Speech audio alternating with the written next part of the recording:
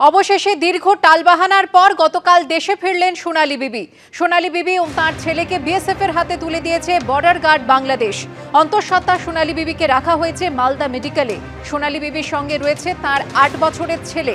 আজ সোনালী বিবিকে অ্যাম্বুলেন্সে বীরভূমের পাইকর গ্রামে নিয়ে যাওয়া হবে, আর তারপর তাকে ভর্তি করা হবে রামপুরহাট মেডিকেল কলেজ ও হাসপাতালে। দীর্ঘ টালবাহানার পর অবশেষে গতকাল দেশে ফিরলেন সোনালী বিবি। মালদার মহতেপুর সীমান্ত দিয়ে ভারতে আসেন তিনি। সোনালী বিবি ও তার ছেলেকে বিএসএফ এর হাতে তুলে দেয় বর্ডার গার্ড বাংলাদেশ। অন্তঃসত্ত্বা সোনালী বিবিকে মালদা মেডিকেলে রাখা হয়েছে। বিস্তারিত জানবো, কথা বলে নেব আমাদের প্রতিনিধি ভাস্কর মুখোপাধ্যায়ের সঙ্গে। ভাস্কর, সোনালী বিবি এবং তার ছেলে তাদের খুব দ্রুত ফিরে আসার কথা, এবং তারা অলরেডি মালদা মেডিকেল কলেজ থেকে বেরিয়ে গেছে। মেডিকেল কলেজ থেকে বেরিয়ে গেছে এবং যেটা আমরা জানতে পারছি যে তারা প্রথমে বাড়িতে ঢুকবে, এবং কিছুক্ষণ আগে যেটা হচ্ছে যে কিছুক্ষণ আগে তার পরিবারের সঙ্গে যখন আমরা কথা বলি, অর্থাৎ তার বাবার সঙ্গে ভাদু শেখের সঙ্গে, ভাদু যেটা জানিয়েছেন যে আমরা চাইছি মেয়ে দ্রুত ফিরে আসুক এবং প্রথমে বাড়িতে আসবে। বাড়িতে আসার পর তার শারীরিক কন্ডিশন দেখে তাকে রামপুরহাট মেডিকেল কলেজ হাসপাতালে ভর্তি করা হতে পারে বলে আমরা জানতে পারছি। এবং কিছুক্ষণ আগে সাংসদ আমি শামিরুল ইসলামের সঙ্গে কথা বললাম, তিনি জানিয়েছেন যে আমরা চাইছি প্রথমে বাড়িতে আসুক, পরিবারের সঙ্গে দেখা করুক, কারণ দীর্ঘ প্রায় ৭ থেকে ৮ মাস সে বাইরে রয়েছে, কারণ তাকে দিল্লি থেকে গ্রেপ্তার করা হয়। তার আগে প্রায় ১ বছর সে বাড়িতে আসেনি এবং সে দিল্লি থেকে সেখান থেকে আটক হয়। তারপর সেখান থেকে তাকে বর্ডারে নিয়ে যাওয়া হয় এবং বর্ডার থেকে তাকে বাংলাদেশে পাঠিয়ে দেওয়া হয়, এবং তারপর থেকে সেখানে সে আটকে আসে। সেই জুন মাস থেকে সে আটকে আছে, এবং তাদের বক্তব্য যেটা যে সে বাড়িতে আসতে চাইছে, বাবা মার সঙ্গে দেখা করতে চাইছে, কারণ তার আর একটি সন্তান এখানে রয়েছে, তাই তার সঙ্গে সে দেখা করতে চাইছে। তাই প্রথমে তাকে বাড়িতে আনা হবে, বাড়িতে আনার পর তাকে রামপুরহাট মেডিকেল কলেজ হাসপাতালে ভর্তি করা হবে। কারণ যেহেতু সোনালী প্রেগনেন্ট রয়েছে, তার শারীরিক অবস্থাও খুব একটা ভালো নয়, এবং সেই পরিস্থিতিতে তাকে হাসপাতালে ভর্তি করাটাই সবথেকে বাঞ্ছনীয় বলে মনে করছেন তার পরিবারের লোকজন এবং যারা তাদেরকে সাহায্য করেছেন, এবং এমনকি সাংসদ শামিরুল ইসলাম। এবং তার বক্তব্য হচ্ছে যে শারীরিক কন্ডিশন যেহেতু গতকালও সে দীর্ঘ পথ পেরিয়ে এসেছে, তারপর গতকাল সে মালদা মেডিকেল কলেজ হাসপাতালে ভর্তি ছিল, আজকে তাকে সেই জন্য রামপুরহাটে আনা হবে, স্বাস্থ্য পরীক্ষা করা হবে পুরো বিষয়টি। এবং যদি মনে করা হয় তাহলে কিন্তু রামপুরহাট হাসপাতালে সে এখন ভর্তি থাকবে যতদিন পর্যন্ত তার বাচ্চা না হচ্ছে, সেই পর্যন্ত সে এখানে থাকবে। এবং পরিবারের লোকজন খুবই খুশি, তার মা এবং বাবা দুজনেই জানাচ্ছেন যে আমরা ভেবেছিলাম হয়তো মেয়ে আর ফিরেই আসবে না, কারণ যে পরিস্থিতি তৈরি হয়েছিল তারা আশা প্রায় ছেড়েই দিয়েছিলেন।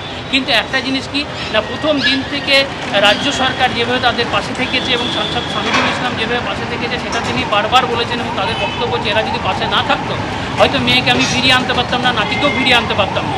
এবং একের পর এক তারা মামলা করেছেন, কলকাতা গেছেন, সুপ্রিম কোর্টে মামলা হয়েছে, এবং তারপরে এই যে দীর্ঘ পথ পেরিয়ে তারা ফিরে আসছে, অর্থাৎ সোনালী বিবি আবার তাদের কাছে ফিরে আসবে। এবং সেইটা তারা এখনও পর্যন্ত তারা বিশ্বাস করতে পারছেন না যে সোনালী যতক্ষণ পর্যন্ত বাড়িতে না আসবে, তারা ভাবতেই পারছেন না যে সোনালী বাংলাদেশ থেকে ভারতবর্ষে এসেছে এবং তাদের কাছে আসছে। তাই তারা বারবার চাইছেন সোনালী বাড়িতে আসুক, বাড়িতে এসে কিছুক্ষণ বসুক, তারপর তার শারীরিক পরিস্থিতি অনুযায়ী তাকে হাসপাতালে নিয়ে যাওয়া হোক। এবং শুধু তার বাবা মা নয়, পাড়া প্রতিবেশী যারা রয়েছে, কারণ এখানে যে ডিউটি এখানে যে আরও যারা ছিল, অর্থাৎ এখান থেকে প্রায় 6 জনকে পাঠানো হয়েছিল। এবং যে সুইটি বিবির পরিবারও তাদের বক্তব্য হচ্ছে সোনালী যখন ফিরে আসছে সুইটিও ফিরে আসবে, এবং সুইটির সঙ্গে তার যে বাচ্চা রয়েছে তারাও সবাই ফিরে আসবে, সেই আশা তারাও রাখছে। এবং তারাও কিন্তু এই আশায় রয়েছেন। তুমি আমাদের সঙ্গে থাকো ভাস্কর। গতকাল সোনালী বিবির বাবা কি জানিয়েছিলেন রাখবো আপনাদের সামনে। বহুত আনন্দ লাগছে, খুশি লাগছে, অনেকদিন পর এসছে। অন্যায় কাজ করেছে, না জাজ করি পাঠান দিয়েছে, তার ছেলেপিলার পড়াশোনা সেগুলানো বেকার এলো, এবং আমার মেয়ের ডাক্তার মাক্তারও করা ক্ষমতা ছাড়া জেলে ভরা ছিল, সেগুলানো এখন হয়নি। বহুত অসুস্থ, তার দায়ী গেলিবে এখন। আমার তো ক্ষমতাও নাই দায়ী লেয়ার, তাই আমার কাছে টাকা পয়সা নেই। বাংলাদেশের সন্দেহে পুশব্যাগ জুন মাস থেকে দীর্ঘ কয়েকটা মাস তিনি কাটিয়েছেন বাংলাদেশে। অবশেষে দীর্ঘ টালবাহানার পর গতকাল দেশে ফিরলেন সোনালী বিবি। মালদার মহদেপুর সীমান্ত দিয়ে বাংলায় আসেন তিনি। বিএসএফ এর হাতে সোনালী বিবি এবং তার ছেলেকে তুলে দেয় বর্ডার গার্ড বাংলাদেশ। তারপর শারীরিক অবস্থা তার খারাপ হওয়ায় তাকে মালদা মেডিকেল কলেজে ভর্তি করা হয়। আজ তাকে বীরভূমের পাইকর গ্রামে নিয়ে আসা হচ্ছে এবং তারপর বাড়ির সমস্ত সদস্যদের সঙ্গে দেখা করার পর তার শারীরিক অবস্থা বুঝে তাকে রামপুরহাট মেডিকেল কলেজে ভর্তি করা হতে পারে।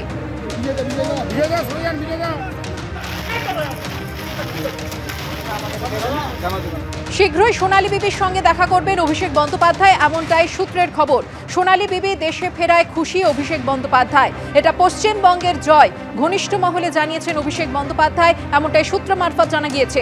রাজ্যের মানুষের ওপর দিল্লির জমিদারদের অত্যাচারের কাছে আমরা মাথা নত করিনি।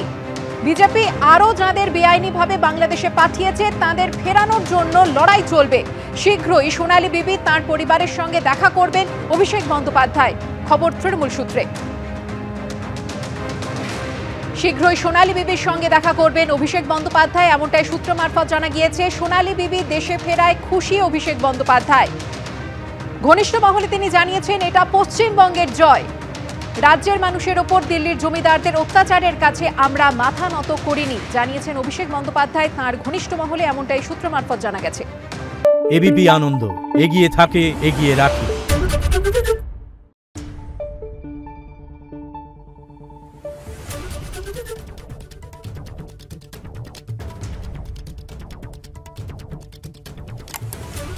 Thank you.